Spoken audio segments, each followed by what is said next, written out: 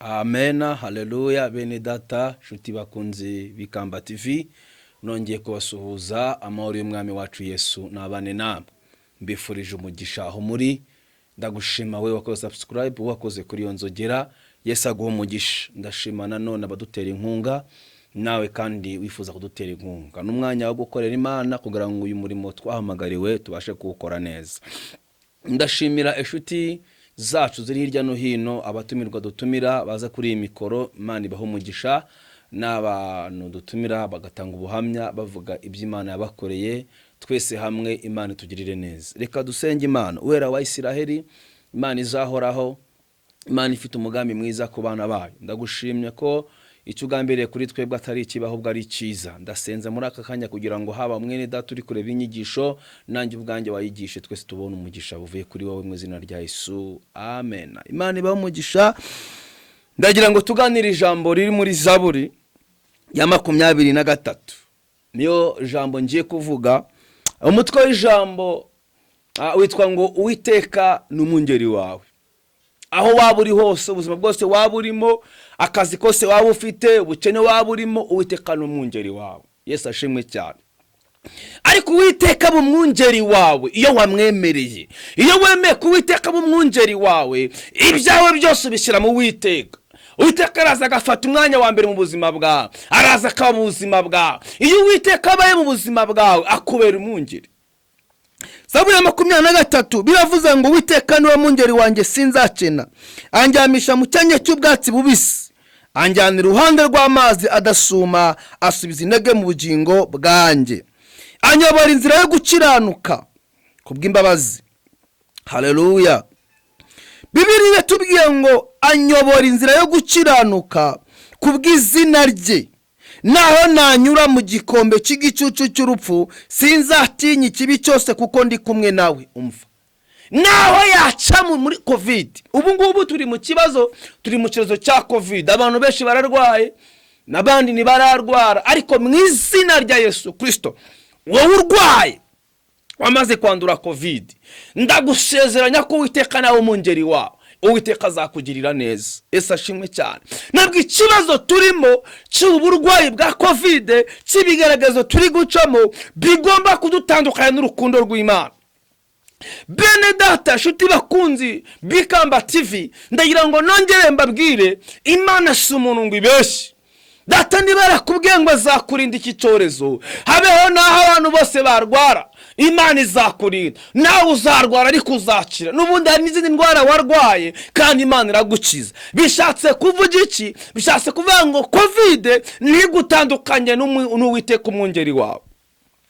Iri jambo ngo naho nanyura mu mazi, haleluya, naho nanyura mu gikombe cy'igicucu cy'urupfu, sinzatinya ikibi cyose kuko ndi kumwe nawe. Igikombe wakigiranya n'ibibazo byose, igikombe cyaba ubukene ufite, igikombe cyaba umugabo wagusize, igikombe cyaba amazi yatembanye ibyawe, imvura yaraguye, inzu yawe iratembanwa, igikombe cyaba umuyaga uri guhura nawo, igikombe. Ariko icyo gikombe cyose uri gucamo, nugicanamo n'Uwiteka, ukakibanamo n'Imana, uzakira ubutsinzi buvuye muri Kristo Yesu. N'ahandi hari ubutsinzi rero ni muri Kristo Yesu. Amen. Ndagira ngo tuganire ubu iki kintu mukambwiye. Haleluya. Anunganyiriza ameza mu maso y'abanzi banjye. Haleluya. Ariko ameza turashaka kuyavuga yiki? Anunganyiriza. Imana itunganyirije ameza, ntabwo yatunganya kure y'abanzi, yatunganyirizaho. Haleluya. Anunganyiriza ameza ni cyubahiro kizaba kigarutse. Ameza n'urwo ruzaba rwongeye kubaho. Ariko Dawidi ndagukunda. Dawidi avuga ibi bintu ntabwo abanzi be bari badahari. Dawidi avuga ibi bintu ntabwo ikibazo cyane cyavuyeho. Dawidi avuga ibi bintu abari bamugose bari benshi, ariko amenya aho yabaye connect, amenya aho yicometse. Ni Uwiteka. Niyo mpamvu yavuze ngo Uwiteka niwe mwungeri wanjye sinzacena. Uwiteka niwe ubuzima bwanjye, niwe cyerekezo cyanjye.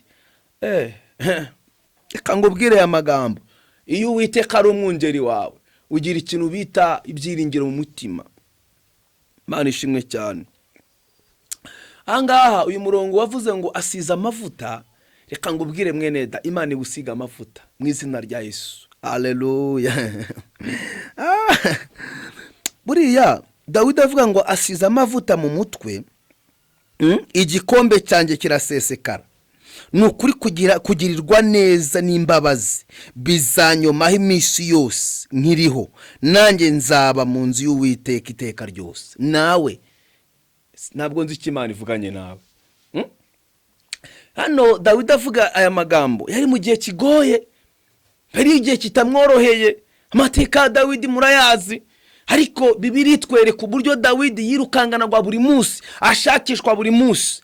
Ariko ndagira ngo ngubwire, aya mavuta arimo kuvuga, urabizi ko Samweli ageze kwa Yesaya ntabwo Dawidi yarazwi, nasubwe yari yamwibagiwe. Herega abantu bazakwibagirwa.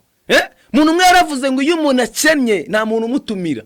Iyo umuntu umwe yaravuze ngo iyo umuntu akennye nta muntu umukenera. Kubera ikizi azaje kuzana ibibazo nagaza kuzana ibisubizo. Ariko reka ngubwiye, ukenanye Uwiteka, ukenanye Kristo Yesu, mu gitondo kimwe abavuze ko bidashoboka niwe bazakubwira ngo uzi koko watugira inama, uzi koko nawe hari icyo twakubonyemo. Nta bindi, ibintu birashira. Dawidi ahangaha yigeze umunsi umwe ajya gusura bene se, wabasanga bari mu myobo. Ngo arabaza ngo ariko niye mpamvu muri mu myobo? Umva umuntu womatanye n'Uwiteka, umva ukuntu ari connected. Baramubwira ati reka manuka vuba, manuka hese, iri muri njyewe nimanuka mu mwobo, iri muri njyewe nishobora gupfa, iri muri njyewe ntabwo itinya covid, iri muri njyewe naho abarozi bahaguruka. Imana yaratsinze, yaramaze gusobanukirwa aho uwo yomatanye nawe, yaramaze gusobanukirwa ubushobozi bw'Uwiteka mu buzima bwe. Amen. Dawidi yihagararaho. Reka mbwira abantu bihagazeho muri iki kibazo, reka mbwira abantu bagumye ku Mana. Uwiteka ni umwungeri wacu, ntabwo tuzanyeganyezwa, ntabwo tuzatinya nyabingi, ntabwo tuzatinya ibitega. Uwiteka ni umwungeri, Uwiteka azagutarura, Uwiteka azakwambutsa icyo kigeragezo. Haleluya. Uwiteka azaguhindura umuyoboro w'umugisha w'umuryango wawe. Reka ngubwire, gusuzugwa kwa Dawidi, kwangwa kwa Dawidi, we yari yaranzwe n'abantu, ariko ashaka mu maso y'Imana, ashaka mu maso y'Uwiteka. Ibyo byatumye bongera kumugarukira. Impamvu Imana igutindisha nuko yiteguye gukoresha ibikomeye. Impamvu Imana itagushubije vuba, iragira ngo ibanze kusanya abanzi bawe. Impamvu Imana bayikuretseho gato, iragira ngo imanze bigwire. Iyo baje gutwara imyanda barabanza bagatinda. Njya mbibona hano dutuye, iyo baje gutwara imyanda ntabwo baza buri munsi, bagira iminsi yo kugira ngo basange imyanda ihari. Yesu aje kugukiza icyo kibazo kuko kiragwiriye. Amarira yawe yamaze kuzura icupa, amarira yawe yamaze kugera ku Uwiteka Imana. Ibyo Satani yamize Imana ije kubimurutsa. Uwiteka ni umwungeri wanjye, Uwiteka ni umwungeri wawe, ntabwo tuzanyeganyezwa. Arabwira ngo sinakwinjira mu mwobo. Yesu ashimwe cyane. Aramubwira ngo wewe ntabyuzi. Uzi uko Dawidi yageze kwa Sawuli akamuyoberwa, akavuga ngura ni mwene nde? Ariko Dawidi yarazi amavuta. Reka ngubwire, amaze gusukwaho amavuta yasubiye mu ishyamba, ajya kubanza kurangiza umwitozo, ajya kubangiza gukubita idubu, aragenda arashwanyaguza. Imbaraga z'Imana zibana nawe mu izina rya Yesu. Imana igusigira amavuta kuri uwo musozi, Imana iguha amavuta yo gucuruza, Imana iguha amavuta ya business. Reka ngubwire, hari imisozi 7, buri wese agira umusozi we. Hari umusozi wo gucuruza, hari umusozi ramakosi ya mandorobosi ya babasiya. Kandi aho wasuzuguriwe, kuri uwo musozi wasuzuguriwe, reka bari Imana ikuzamurira. Nta yindi, nta bintu byinshi. Uwiteka ni umwungeri wacu, ntabwo tuzakina. Amen. Umva, ariko uzi Dawidi avuga ngo naho nanyura. Reka ngubwire urugero. Umuntu ufite sheke izigamiwe, uzi ko ashobora gukora urugendo rw'amasaha 2 adashonje. avuga ati ningera kuri banki ndetse njya kuretira. Bona asifiwe. Umuntu ufite Uwiteka ameze nk'umuntu ubitse sheke mu mufuka we. Uwiteka n'umwungeri wawe ni sheke ufite mu buzima bwawe. Amen. Ibyo mbigereranyije gutyo nuko umuntu ufite sheke ya $50,000 yageze kuri banki, niyo haba hari umurongo w'abantu 50 bamuha umwanya. Banki yubaha umukiriya. Eka ngubwire, Imana yubaha abantu bayubaha. Imana ihesha icyubahiro abantu bayihaye icyubahiro. Imana ikunda abantu bayinambyeho. Imana ayiwe, Imana yakubakira ninde wagusenyera? Imana yacinguye imiryango ninde wakwitambika? Imana yagukomeje ninde muntu wagusubiza inyuma? Kareka. Oya, eka ngubwize ukuri. Zaburi ya 27 biravuze ngo Uwiteka niwe Uwiteka niwe mucyo wanjye n'agakiza kanjye. Haleluya. Iyo tuvuze ngo Uwiteka n'agakiza kanjye biba bishatse kuvuga iki? Biba bishatse kuvuga ngo ibintu byose byakubera agakiza ariko ntacyo byakumarira, ariko Uwiteka n'agakiza kawe haba hari imitsinzi. Imana ishimwe cyane. Bibiliya iravuze ngo nzatinya nde? Uwiteka niwe gihome kinyinjira ubugingo bwanjye. Ninde uzampisha? Ninde uzambuza umugisha Uwiteka yawungeneye? Ninde wakubuza umugisha Uwiteka yawukugeneye? Yesu ashimwe cyane. Ndashima uyu mugabo witwa Dawidi. Ntabwo aya magambo ari bavuga kubera ko isi yamworoheye, ariko aho yanyuraga hose yamenyaga aho yubatse. Imana igukomeze muri iki gihe cya none mu izina rya Yesu Kristo wa Nazareti. Naho nanyura mu gikombe cy'igicucu cy'urupfu sinzatinya ikibi cyose uko ndi kumwe nawe.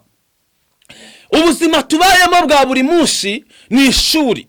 Buri wese agira ishuri rye. Kandi reka ngubwire mwene data, nutigishwa n'umugabo uzigishwa n'umugore, nutigishwa n'umugore uzigishwa n'abana bawe. Ubuzima buzakwigisha. Ariko iryo shuri ryose waba uri gucamo, iyo Uwiteka ririmo ntabwo rigusharira. Ishuri yurikiye mu Uwiteka mutari kumwe riragusharirira. Ndakubwira iki mwene da? Ndakubwira ngo shaka Uwiteka bigishobotse yuko abonwa, kuko bugiye kwira. Abantu bazaba batakibona ayo mahirwe yo gushaka Uwiteka. Reka mvuge ibi bintu muka yambwiye. Ndagira ngo ninjinge mwene data ufunguye iyi video yikomeza uyirangiza wicamo, kuko aha niho ugiye kumva Imana ivuganye nanjye. Kintu cya mbere data yambwiye ngo amezi asigaye ayemeze kugira ngo arangire, Imana irashaka ko tuba maso, kubera ko Satani arimo aragaba ibitero kugira ngo ashakishe uburyo adukura mu isezerano. Umuka yambwiye ngo mbabwiye ngo mube maso kandi musenge, kugira ngo iminsi igiye kuza izasange duhagaranye n'imbaraga z'ijuru. Cya kabiri, muka yambwiye ngo mbwira abantu bari kuryama badasenze, bari kurya badasenze, mbwira abo Satani amaze gutwara amasengesho, amaze gukamura. Imana yambwiye ngo ngera ushakashake kongera kwakira imbaraga z'amasengesho muri wowe, nibwo uzabona ubutsinzi. Ikindi ndagira ngo nujya guhaguruka mu rugo iwawe, Imana usengera iyo modoka ugiye kwicaramo. Imana usenge ubyina Imana ngo urugendo ngiye gukora undindi, kuko Uwitekana nutamuhamagara ngo azakurinde ntabwo bizakorohera. Ikindi, icyo kibazo cyawe kiri mu rugo ntukajye ugisasabiriza ubwira abantu iby'umugabo wawe by'umugore wawe. Gerageza kugira ibanga ry'urugo. Satani yamaze gutera ingo kugira ngo abantu turusheho kuvuga ibyacu, ariko Imana igoye kugira ibanga mu izina rya Yesu. Umva ngo ubwire ijambo ryarambwiye ngo 27 umurongo wa 10 Zaburi ngo ubwo data na mama bazandika Uwiteka azandarura. Yesu ashimwe cyane. Ubwo data na mama bazakureka bazandika Uwiteka azadutarura. Uwiteka ujye unyigisha inzira yawe, unyobora inzira y'igihome kubw'amakuba, kubw'ibibazo. Unyobora inzira, sobanukirwe, nkore ku maso, bashe kumenya icyo ngomba gukora mu gihe nk'iki. Uwiteka kuyobore mu izina rya Yesu. Reka ngubwire muri ijambo yambwiye ngo mba nararabye iyo ntizera ko nzareba kugira neza ku Uwiteka. Mba nararabye uba wararabye nawe, hari icyari kutuma uraba. Iyo utaza kwizera kuzabona kugira neza k'Uwiteka. Ni cye kintu ndi kuvuga. Zaburi ya 20:31 murongo wa 20, ijambo rirambwira ngo erega kugira neza kwawe ni kwinshi. Imana ishimwe cyane. Erega kugira neza k'Uwiteka ni kwinshi. Ntabwo kugira neza k'Uwiteka kurarangira. Imana iracyafite umugambi, Imana iracyategura, Imana iracyakugirira neza, Imana iracyatanga urubyaro, Imana iracyatanga akazi, Imana iracyubaka ingo, Uwiteka iracyakiza diabete na kanseri, Imana iracyatanga ubuzima, Imana iracyarinda abantu covid, Imana iracyakiza izo ndwara. Imana itugirire neza, Imana igufashe, igukomeze, yongere igarure mu ibihe byawe bya mbere.